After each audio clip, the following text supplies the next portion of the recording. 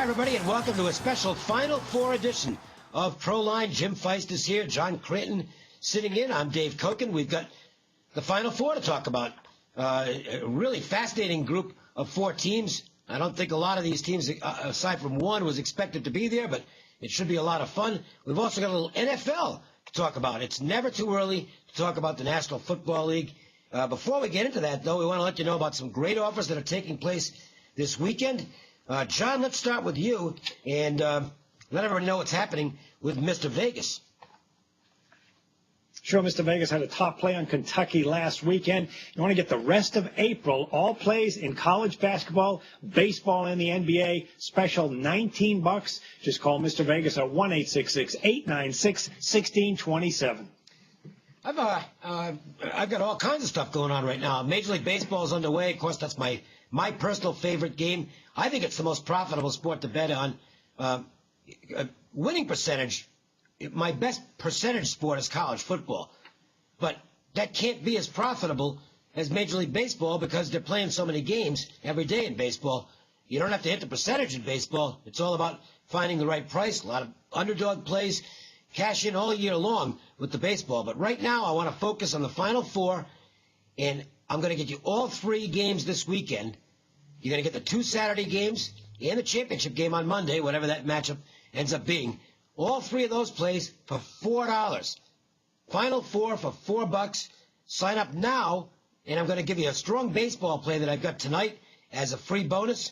And all you need to do is make one phone call. It's real easy. 1-866-896-1629 is the number to call. That's 1-866-896-1629. $4 for the Final Four. Jim, boy, what a good run, and it just continues. Murray State was a big play for you on Tuesday. That's 8-0 on the college tournament games of the year. That, you know, when you hit those big plays like that, it means a lot of profits. Well, it means a lot of profits for me personally, for my clients, because, you know, you depend on those big games to come through. It's very important. I'm on about a 65% run the last few weeks in college hoops. And we're going to continue it this weekend. We've got the games on Saturday, the two games on Saturday, and a game on Monday, plus the NBA. And that includes a $500 high roller going tonight. So all those games starting tonight.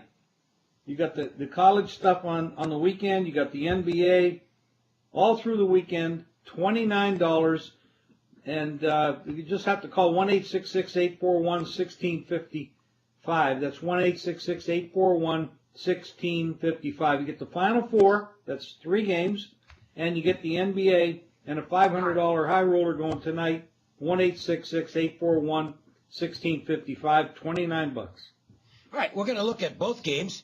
UConn, Florida. We're going to look at Wisconsin, Kentucky. We're also going to look at some props that are up. The LVH, as usual, has come up with just this long list of interesting, fascinating props. We'll talk about some of those. Little NFL talk first, though, and a couple of things that have developed. Desean Jackson is no longer an Eagle. He's staying in the division. He's going to the Redskins. Also going to talk about the what I think should be the number one pick. We'll see what the guys think as well in the upcoming draft. The Jackson thing, everybody making a big deal about it. The LAPD released some information that he's got no gang affiliation that they know of. Beyond that, even if he did, he's paid to play football. He's not paid to do anything else. I think he's done a nice job with this bullying campaign. He's been a very out front spokesperson as far as anti-bullying is concerned, so that seems to be a positive. I don't know, maybe he's full of it as far as that goes. I don't know.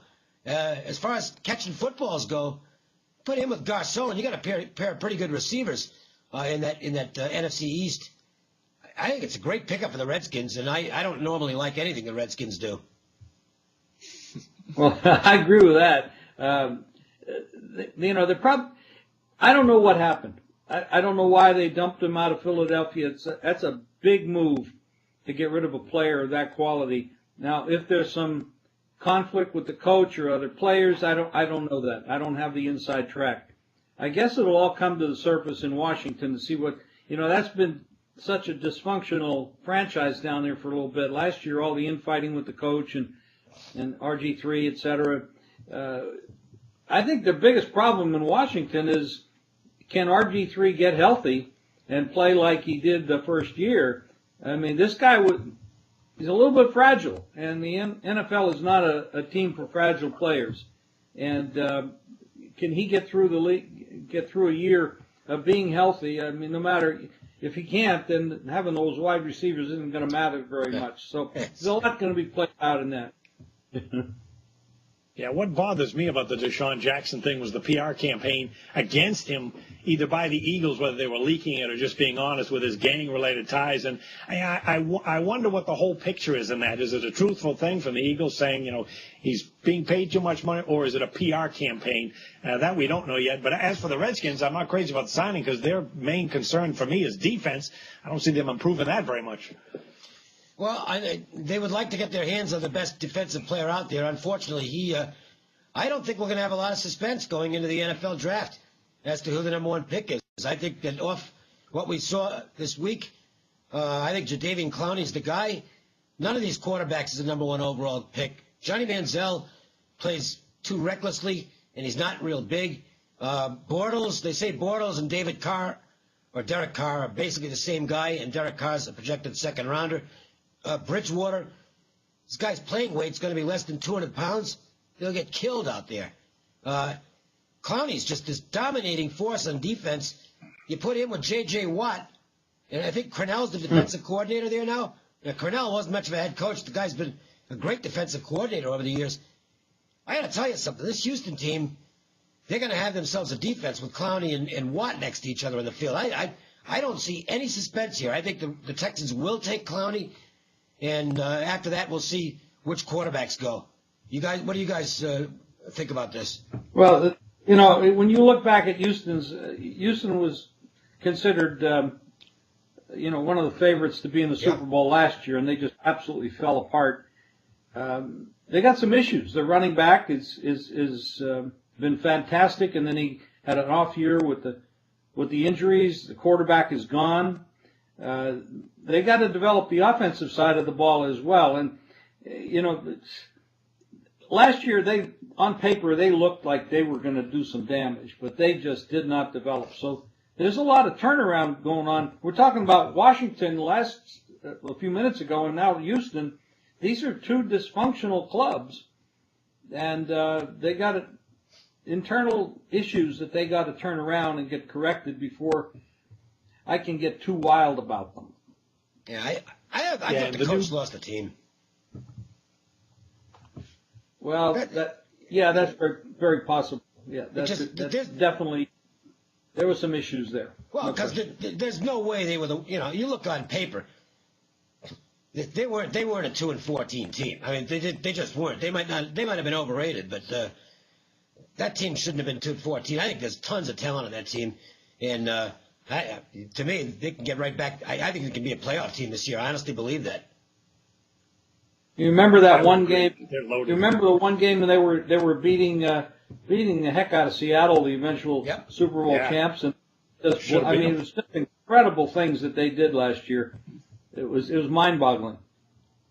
Yeah, one thing with their personnel decision to keep in mind is that the new coach in Houston, Bill O'Brien, he was with New England with Belichick and Brady a few years ago.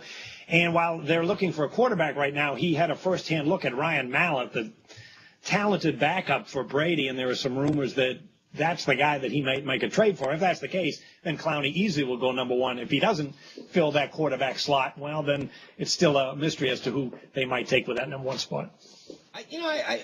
My thoughts are that they've gone so quarterback nuts in the last few years, and for the most part, they're not really working out.